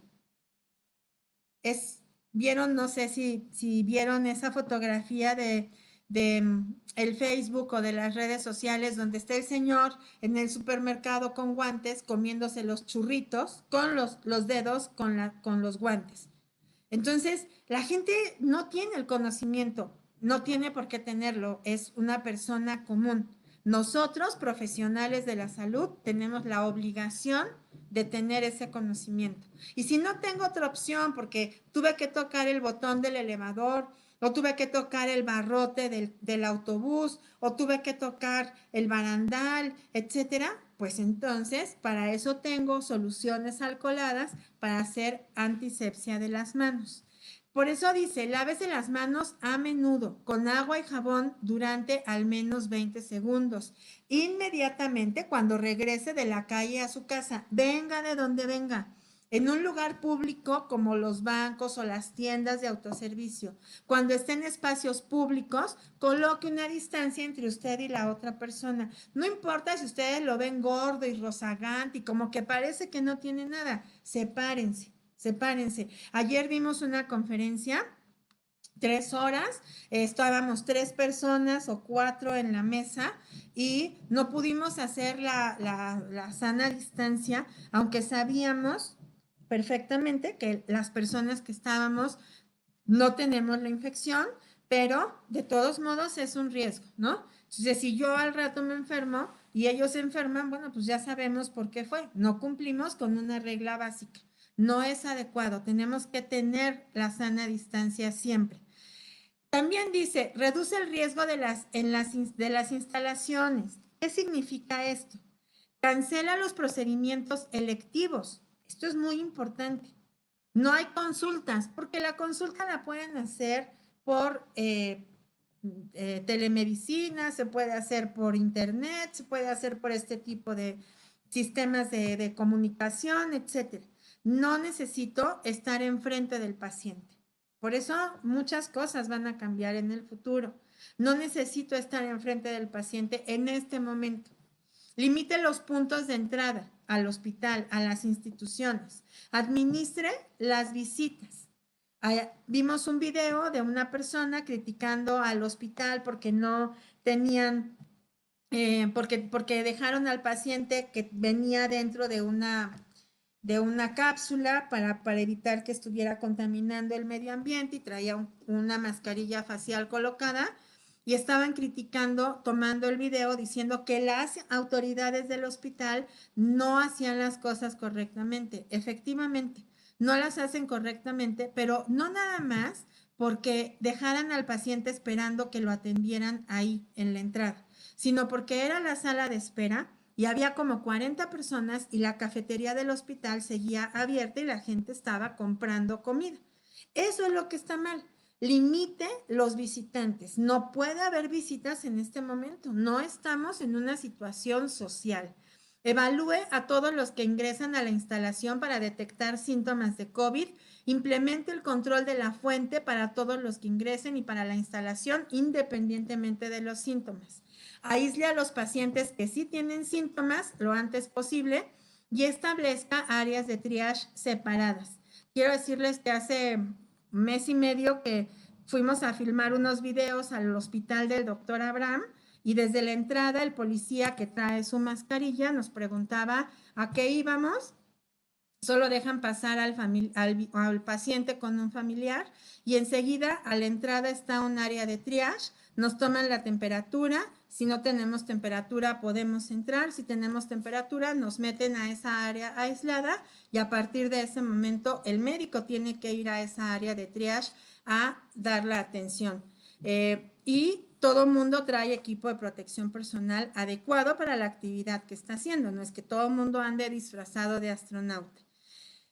Muy importante esto, reserve los equipos para pacientes con COVID-19 sometidos a procedimientos que generen aerosoles y para el cuidado del paciente con patógenos transmitidos por vía aérea. Proteja al personal sanitario, enfatice la higiene de las manos siempre y instale barreras para limitar el contacto con los pacientes. No realice, y esto no, insisto, no es una información nueva, la hemos mencionado durante muchos años, pero tuvo una actualización en el 2017. Entonces, dice, no realice nebulización desinfectante para fines de rutina en áreas de atención al paciente.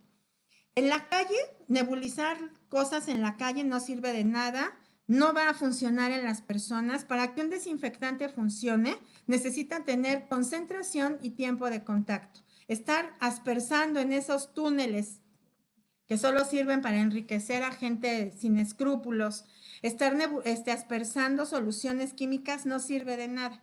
Estamos generando un riesgo tóxico para la persona, porque un desinfectante es un agente químico que está hecho para superficies, no para tejidos. Entonces, si yo asperso ese desinfectante, va a entrar por las vías aéreas y por las mucosas oculares y puede generar riesgos de toxicidad, puede generar dermatitis y no sirve para nada porque no tiene ni la concentración ni el tiempo de contacto. Ese desinfectante se va a ir al drenaje y lo más seguro es que provoque daños ecológicos y que después tengamos ahora resistencia de microorganismos en la calle. Bueno, entonces no sirve, pero en el hospital tampoco, porque si este microorganismo se transportaba o se transmitía por gotas, cuando yo hago aspersión, estoy generando un nuevo mecanismo de transmisión que se llama aire. Partículas más pequeñas en donde el microorganismo sí va a poder transportarse y va a quedarse suspendido y va a generar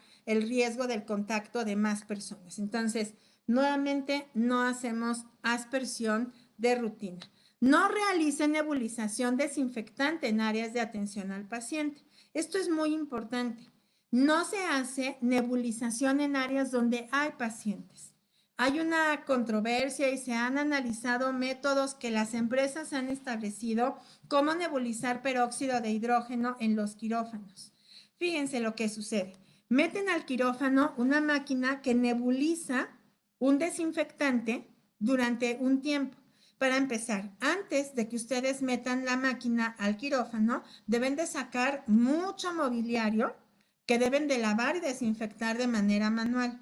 Cuando meten el nebulizador el equipo para nebulizar, van a cerrar el quirófano y el equipo, dependiendo de los metros cúbicos de ese espacio físico, va a estar nebulizando y circulando por todo el perímetro para hacer la nebulización del desinfectante. Una vez que termina ese tiempo, hay que esperar para que esa nebulización baje, porque aparentemente ya hizo su función, para que baje. Y después hay que entrar y lavar absolutamente todo para retirar los residuos del desinfectante. Eso no es necesario, porque si tenemos aire con filtración adecuada, eso va a ser suficiente. Entonces, No realice nebulización donde hay pacientes ni como una situación de rutina. El formaldehído o agentes a base de fenol o compuestos de amonio cuaternario como una forma de descontaminar superficies ambientales o desinfectar el aire en las habitaciones de los pacientes no está permitido. La recomendación contra la nebulización se basa en estudios que informaron una falta de eficacia contra la muerte de los microorganismos, además de los efectos adversos en los trabajadores, además de algunos de estos productos químicos no están registrados por la EPA para la desinfección de ambientes por nebulización. Las tecnologías más recientes que implican nebulización, ya les expliqué, pueden ser ozono o peróxido de hidrógeno vaporizado, pero en ambos casos la superficie primero debe de estar limpia para poder tener su acción. El CDC, en la guía de control de infecciones, todo el equipo de control de infecciones del CDC evaluaron estas tecnologías en la guía para la prevención y el control de brotes de gastroenteritis por norovirus en el 2011 en entornos de atención médica y dice, se requiere más investigación para aclarar la efectividad y confiabilidad de la nebulización y la radiación de luz ultravioleta y las nieblas de ozono para reducir la contaminación ambiental del norovirus. Por lo tanto, no hay una recomendación de hacerlo y no es un problema resuelto todavía al día de hoy. ¿Qué dice también la Organización Mundial de la Salud respecto al uso de estos, del control ambiental? Pulverizar alcohol o cloro en todo el cuerpo, aspersar alcohol o cloro en todo el cuerpo, no mata el virus, ya que ha ingresado a su cuerpo. O sea, como les dijo Abraham, aunque ustedes hagan colutorios con cloro, eso no va a servir de nada. Ni tampoco si todos los días se toman una copita de mezcal. Antier hablé con mis papás que tienen mes y medio recluidos en su casa, los pobres ya están enloqueciendo, y me dijeron que todos los días en la mañana, en ayunas, se toman una copa de mezcal, por eso están tan contentos todo el día, ¿no? Que se la tomen cada 3 horas para que estén más felices y aguanten la cuarentena. Pero no sirve, para matar al virus o para inactivarlo no va a servir. La pulverización de estas sustancias puede ser dañina para la ropa o las membranas mucosas, es decir, ojos y boca. Tenga en cuenta que tanto el alcohol como el cloro pueden ser útiles para desinfectar superficies, pero deben de usarse a concentraciones adecuadas, con tiempos de contacto adecuados y en la superficie adecuada. Las lámparas de luz ultravioleta es la recomendación de la Organización Mundial de la Salud. Las lámparas de luz ultravioleta no deben usarse para esterilizar las manos o esterilizar otras áreas de la piel, ya que la radiación de luz ultravioleta puede causar irritación de la piel. Y tampoco son un método adecuado, comprobado y eficaz para descontaminar N95. ¿Qué sí es recomendable? Separar las áreas del quirófano, aislar la parte donde está el paciente. Eso es importante. En el quirófano, aislar la parte donde está la vía aérea del paciente, donde va a trabajar el anestesiólogo y quien lo asista para evitar la contaminación a el resto del área quirúrgica.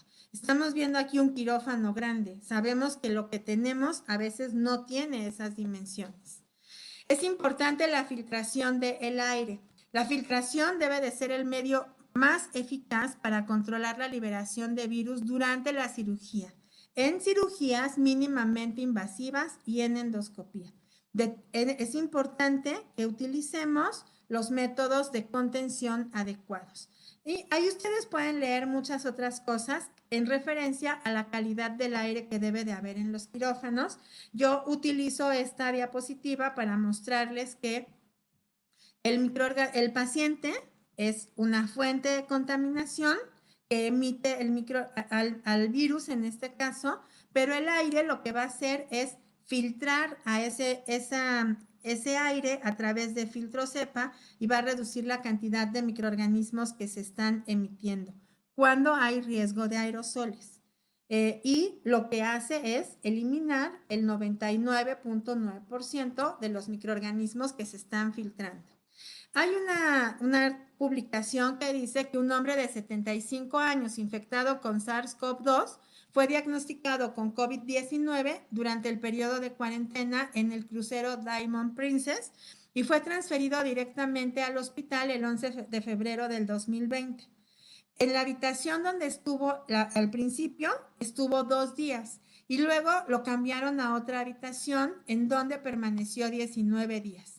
En ambos casos, después de limpiar las habitaciones a fondo con desinfectante a base de peróxido de hidrógeno potenciado, se cultivaron un total de 15 áreas en donde estuvo el contacto cercano del paciente o el máximo contacto y no se encontró en ninguna de estas partes microorganismos de SARS-CoV-2.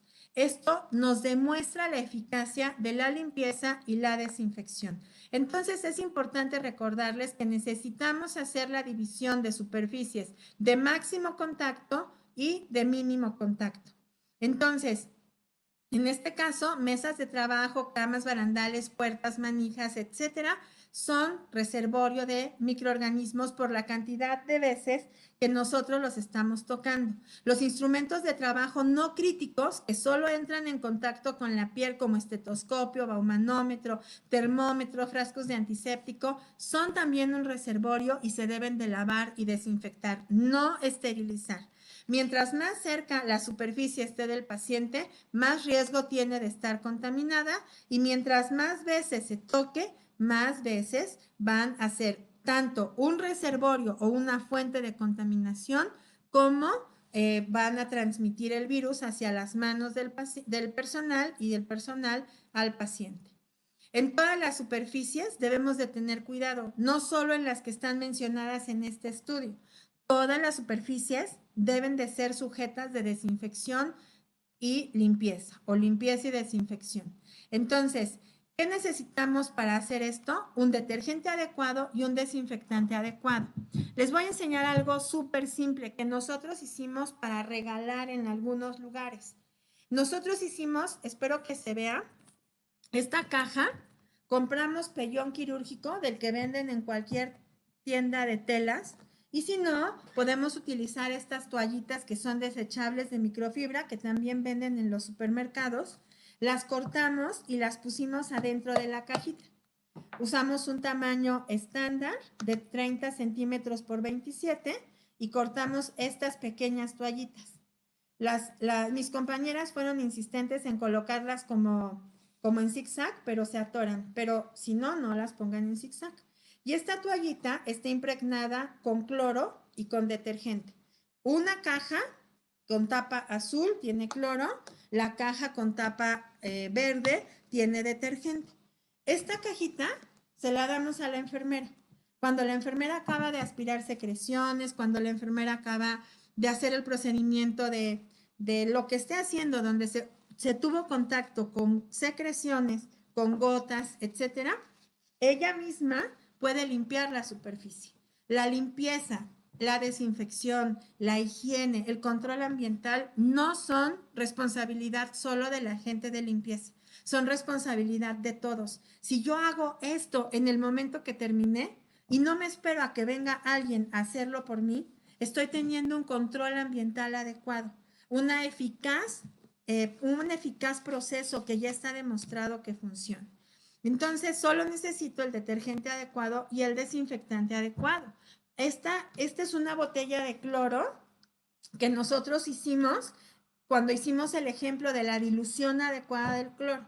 Aquí tengo 1 litro de cloro con 1000 partes por millón. Es para la enfermera, porque el que limpia el piso y la pared no puede tener 1 litro. Él necesita una cubeta con 10 litros. Esto es para mí, para utilizarlo en mi trabajo cotidiano.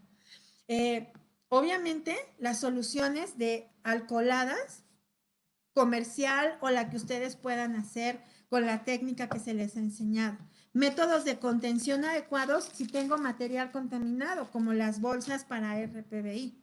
Si tengo un hospital super nice y puedo tener espumas enzimáticas o gel de transporte, bueno, también, pero no es necesario si yo tengo los elementos adecuados anteriores. Esto no depende del dinero, depende de los protocolos adecuados y la disciplina. Entonces, ¿Qué mata al virus? Los desinfectantes de nivel intermedio como el cloro. Algunos desinfectantes de bajo nivel, como los cuaternarios de amonio de quinta generación, que están aprobados por la Agencia de Protección Ambiental. Y en el caso del cloro, que es un desinfectante de nivel intermedio, este desinfectante lo que hace es liberar ácido hipocloroso y entonces elimina el microorganismo.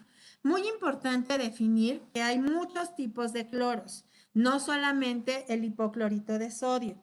También hay dicloroisocianurato, que es un cloro orgánico menos corrosivo, etcétera. Pero ¿qué es lo que todos tenemos al alcance? Este tipo de soluciones de cloro. Entonces, el cloro tiene muchas ventajas. El cloro es un excelente desinfectante. El cloro no deja residuos tóxicos, no se afecta por la dureza del agua, actúa aún en presencia de materia orgánica mínima.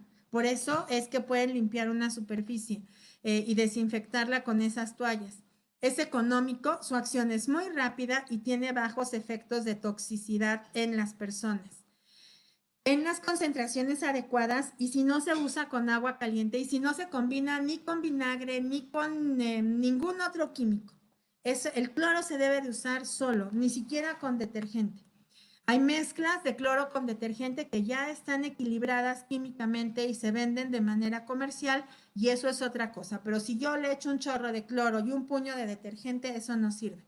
Pues el cloro también tiene desventajas si no se usa correctamente. Puede producir irritación ocular o quemaduras orofaringeas, esofágicas y gástricas. Por eso, la botella de cloro debe de tener una identificación donde sepamos qué es, la etiqueta, etcétera. No debe de ser una botella de refresco y debemos de usarla de modo correcto. La corrosividad para metales cuando tiene más de 5,000 partes por millón y podemos tener corrosividad con una exposición prolongada, entonces también se recomienda que una vez que se aplique, se deje 10 o 15 minutos y después se retire con una compresa humedecida con agua limpia. La acción de desinfectar ya la hizo. Si la materia orgánica es mucha, puede llegar a inactivarse cuando las concentraciones no son adecuadas. Puede haber decoloración de la ropa, ¿no? Eso lo hemos visto con esta gente salvaje, ignorante, que le avienta cloro a las compañeras, pues hay que dar todo el uniforme decolorado. Y hay liberación de cloro tóxico cuando generamos mezclas con amoníaco o con alguna otra sustancia que pueda ser ácida y también cuando usamos agua caliente. Como les dije, hay muchos tipos de cloro, incluso las aguas de superoxidación como estas que están ahí en la diapositiva, pero el cloro normal es lo adecuado. Estas aguas de superoxidación que al final son cloro, pues es mejor no utilizarlas en superficies porque es demasiado caro para poder, para usar. El cloro puede usarse a 100 partes por millón, por ejemplo, para la desinfección de un termómetro, del estetoscopio. Puede usarse a 1000 partes por millón para la desinfección de áreas y superficies en este momento de la pandemia, porque de modo normal 500 partes por millón serían suficientes.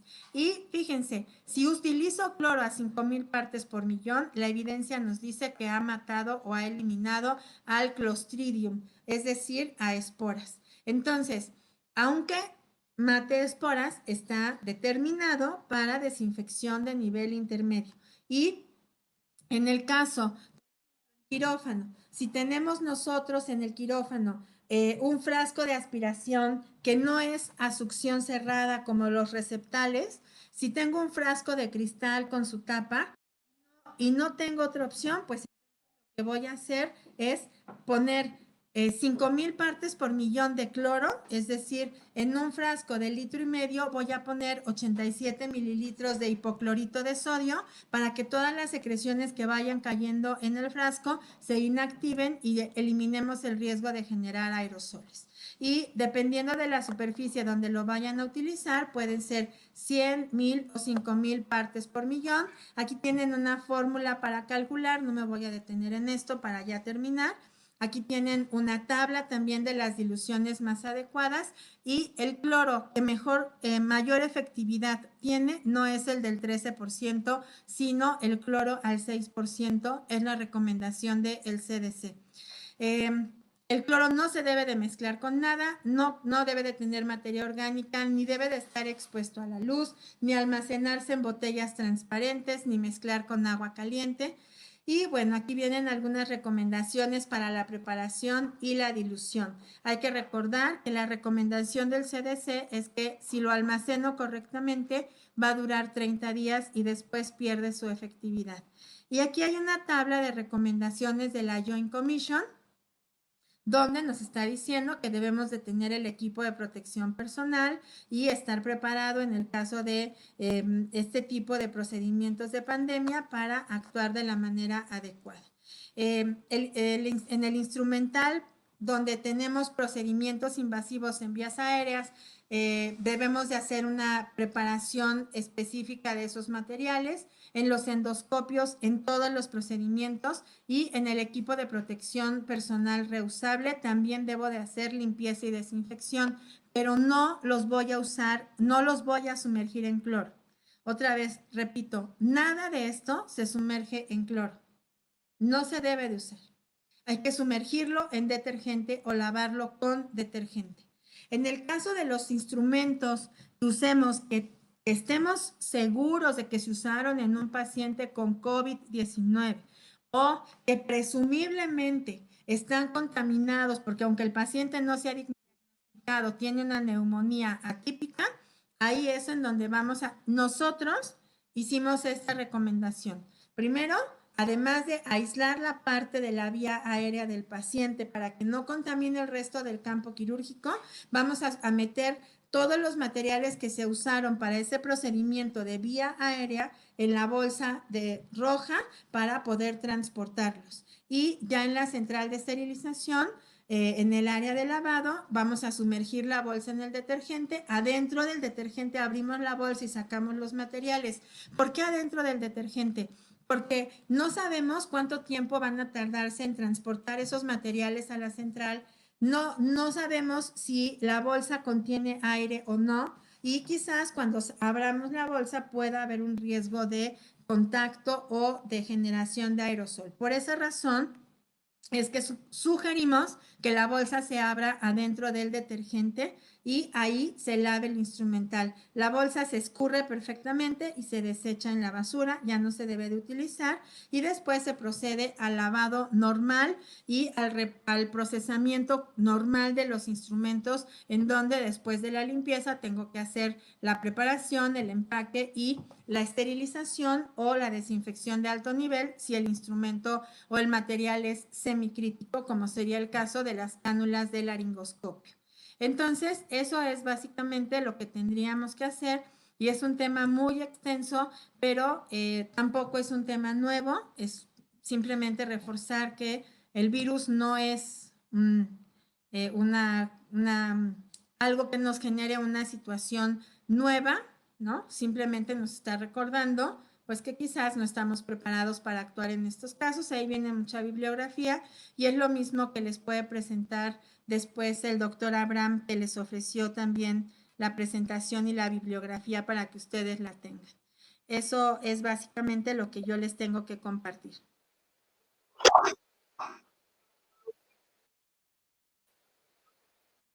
Maestro, ya, listo.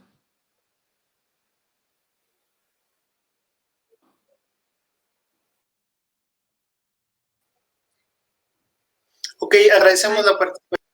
¿Nos permites recapitular varias preguntas? Y primero hacer una aclaración. Yo creo que quitó su micrófono, lo quité yo lo quité.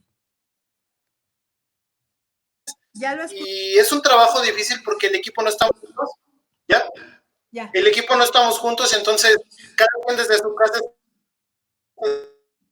el análisis de las preguntas y me las están...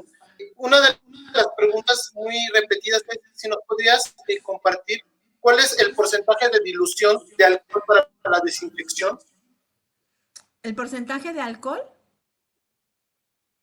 Que se tiene que utilizar en agua para poder utilizar en desinfección o limpieza. Pero de alcohol. De cloro. A ver, si es alcohol... Perdón, de cloro. De cloro, ok. El alcohol no se diluye. El alcohol se debe de usar como nos lo están del laboratorio, también nosotros compartimos un video de cómo preparar el alcohol en una mezcla con peróxido de hidrógeno y agua. Es una mezcla establecida por la Organización Mundial de la Salud, que en el caso de no tener con qué hacer el procedimiento, lo podemos preparar nosotros. En lugar de comprar estos alcoholes que vienen con cuaternarios de amonio y no sé cuántas cosas, pero nosotros podemos hacer nuestra preparación y nos queda más o menos al 80%, que es un porcentaje adecuado para el alcohol, y con eso podemos limpiar el estetoscopio, la cápsula del estetoscopio, etcétera, el termómetro, etcétera. En el caso del cloro, depende de las partes por millón. Por ejemplo, si yo quiero 5,000 partes por millón, en 1 litro de agua voy a poner 85 mililitros de hipoclorito de sodio al 6%. El cloro comercial que venden en cualquier supermercado dice que viene del 4.5 al 6%. ¿Por qué? ¿Por qué dice eso? Porque ellos lo fabrican y se tardan mucho en comercializarlo. Entonces, no pueden medir la concentración exacta cuando está llegando a nuestras manos. En realidad, nosotros hicimos la evaluación química con un químico farmacobiólogo que colabora con nosotros y vimos que la concentración del cloro era al 6%, el cloro que venden en el supermercado. Entonces, eso es hipoclorito de sodio. De ahí nosotros lo vamos a mezclar. De esa botella de hipoclorito de sodio, vamos a poner 81 mililitros si vamos a usar 5,000 partes por millón. Y si yo quiero 1,000 partes por millón, voy a poner 17.5 más o menos. Ahí viene la tablita. Mililitros de cloro por litro de agua. Obviamente que si yo tengo un recipiente de 10 litros, pues voy a poner 170 y tantos mililitros de agua. Y 100 partes por millón, 1,000 partes por millón es para la desinfección de las áreas y por ejemplo, para los elementos de trabajo, para la mesa puente, etcétera. Ahí voy a usar 100 partes por millón y esos son, creo que son 1.7 mililitros de cloro por litro de agua, algo así. A ver, enseguida le digo cuánto es. Es que no, eso no me lo sé de memoria. Sí, exacto. 1.7 mililitros por litro de agua si usamos 500 partes por millón. Perdón, 100 partes por millón, creo. Ahorita les pongo mejor la tabla en lugar de inventar. A ver si la ven. 6% de cloro. Si quiero 100 partes por millón, voy a poner 1.7 mililitros por litro de agua. 500 partes por millón, 8.3 mililitros por litro de agua. 1,000 partes por millón, 1.17 mililitros por litro de agua. Y 5,000 partes por millón, 83 mililitros por litro de agua. Por ejemplo, si mi frasco de aspiración es de 1,5 litros, pues simplemente voy a hacer la conversión, ¿no? Voy a poner 83 mililitros. Voy a hacer la ecuación que acá viene y con eso ya tengo cuál es la cantidad, ¿no? Son más o menos 124 mililitros, algo así, de cloro en un frasco de 1,5 litros. Okay. Otra de las preguntas más recurrentes es que en algunas instituciones están limpiando las mesas de uso quirúrgico con CRIT. ¿Está bien aplicado? No, con CRIT no. Mira, hay una página de la OSHA y de la EPA que tienen la lista de desinfectantes de áreas aprobados para SARS-CoV-2 y para muchos otros microorganismos. Y son desinfectantes aprobados y evaluados. Los cuaternarios de amonio son un desinfectante muy antiguo que se utiliza. Y esos cuaternarios de amonio pueden ser de primera, segunda, tercera, cuarta y quinta generación.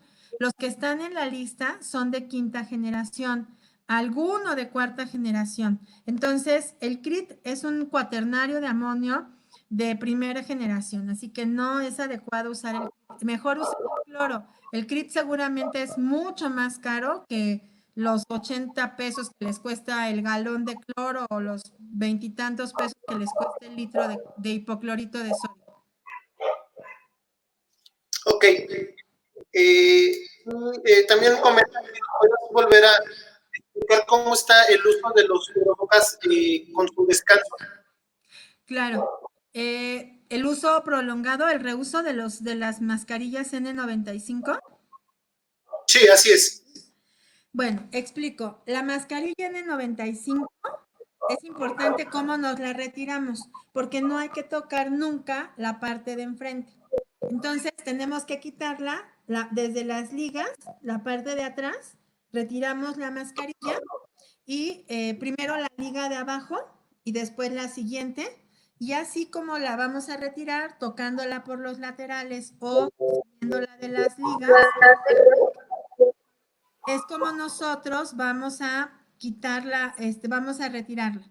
Y después la vamos a meter en una bolsa de papel. Cuando vamos a empezar a usar la N95, el respirador N95, cuando lo vamos a empezar a utilizar, es importante ponerle el nombre, ¿no? Pónganle el nombre, pero sin florecitas, sin ahí dibujitos, ¿no? Porque finalmente es un químico que estamos poniendo sobre un equipo de protección personal. No le pongan nada más que el nombre, de manera discreta, es solo para identificarlo. Y le ponen un número, 1, 2, 3, depende de los que vayan a tener. El virus se va a inactivar en un tiempo. El virus no va a quedar activo eternamente. Después de un tiempo se va a inactivar. Entonces, el virus, el N95 lo guardan en una bolsa de papel. Puede ser papel de estraza, bolsas de papel común y corriente. No necesitan una bolsa de esterilización. Meten la mascarilla ahí adentro y le van, esa que es usaron, que dice número 1, que usaron el lunes, por poner un ejemplo, esa mascarilla van a utilizarla o van a dejarla guardada 3 días y la van a utilizar el cuarto día. La mascarilla 2 va a ser igual y la 3 igual. Entonces, por ejemplo, el lunes yo me puse el número 1, lo guardo y me pongo el martes el número 2 y lo guardo y me pongo el miércoles el número 3 y lo guardo. El jueves otra vez voy a usar el número 1. El viernes el 2, el sábado el 3 y así los voy rotando para hacer un uso extendido sin tener que mandarlos a la central de esterilización a que se haga un proceso que no es correcto, aunque esté validado por las empresas que lo hicieron. Ok, doctor, ¿todavía se encuentra por acá?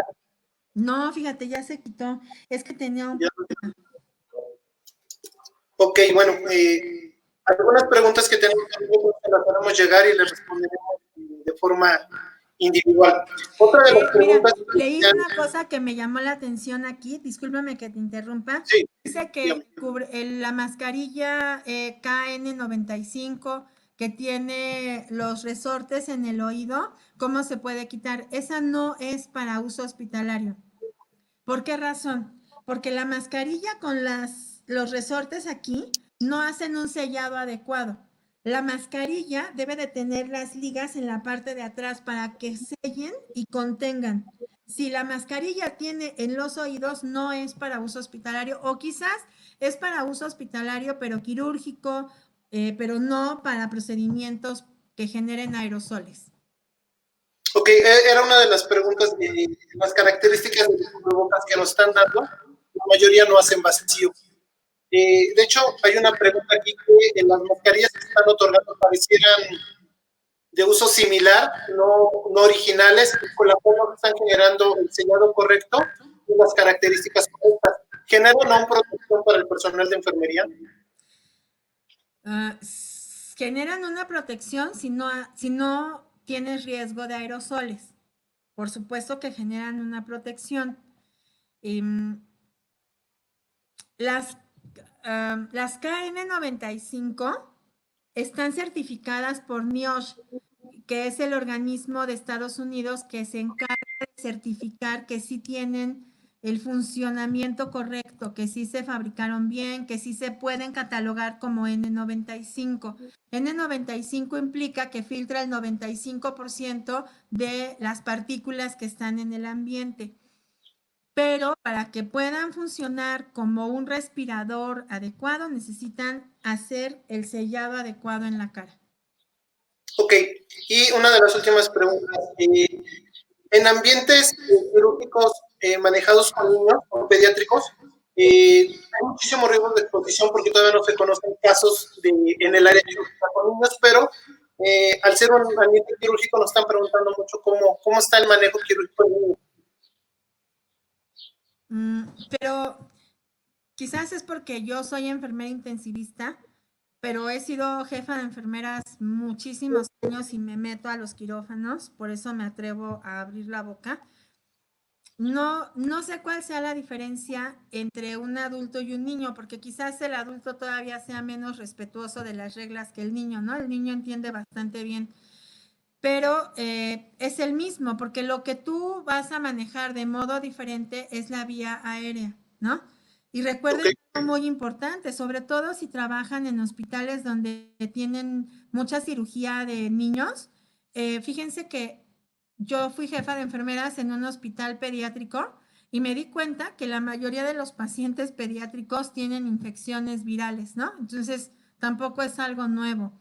Ahí, pues, lo que tienen que hacer son los mecanismos de contención comunes. Una de las últimas preguntas para cerrar, el uso de las caretas. Algunas son de acrílico, algunas son de acetato, pero todos han coincidido en que todos se esterilizan o se desinfectan, se limpian con cloro. Así lo están manejando las instituciones. Es una de las preguntas muy recurrentes. Sí, fíjense, acuérdense que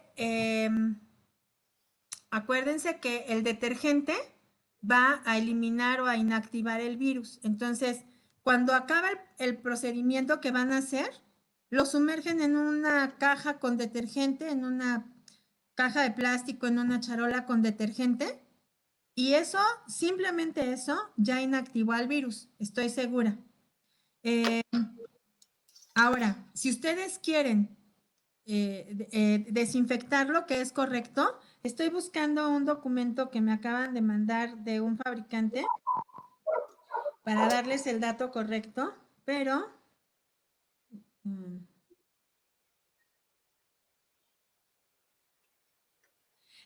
todas las caretas, los gogles, todo lo que sea de acrílico, se debe de desinfectar con el alcohol, porque el cloro los va a empezar a opacar. Entonces, con el tiempo, pues ya no van a funcionar. Así que hay que desinfectarlos después de la limpieza con el detergente, hay que desinfectarlos con alcohol. Ok. Bueno, muchas más preguntas, la mayoría, siguiendo tu presentación, fueron respondidas. Es que no nos dio tiempo todavía a bajar de la plataforma, las vamos a seguir trabajando. Si tenemos alguna duda, le vamos a comentar a usted para que nos apoye a responder a todos nuestros seguidores. Con mucho gusto. Agradecer tu participación por parte de la Federación de Enfermería Quirúrgica de la República Mexicana, FECRE, al cual estamos asociados el SEQUIFEP. Agradecemos tu participación, el aporte del conocimiento que hemos tenido el día de hoy ha sido vasto, ha sido importante. Yo sé que cada institución ha pugnado porque tenemos este conocimiento, pero siempre un conocimiento de más es bien recibido. Agradecemos hoy a la licenciada Fabiola, al doctor Abraham también, y bueno, estaremos en contacto para una siguiente sesión. Hay muchísimos temas que nos están trabajando para que pudiéramos compartir con ustedes, tanto en tu asociación, en el colegio, como con la federación, con Puebla. Con mucho gusto, cuenten conmigo. Muchas gracias. Gracias a todos, un abrazo electrónico para todos. Cuídense mucho. Los invitamos a seguir la página de para estar atentos de toda la información que vamos a seguir subiendo. De nuestro siguiente evento, posiblemente seguirá siendo vía electrónica. Gracias a todos, buena tarde.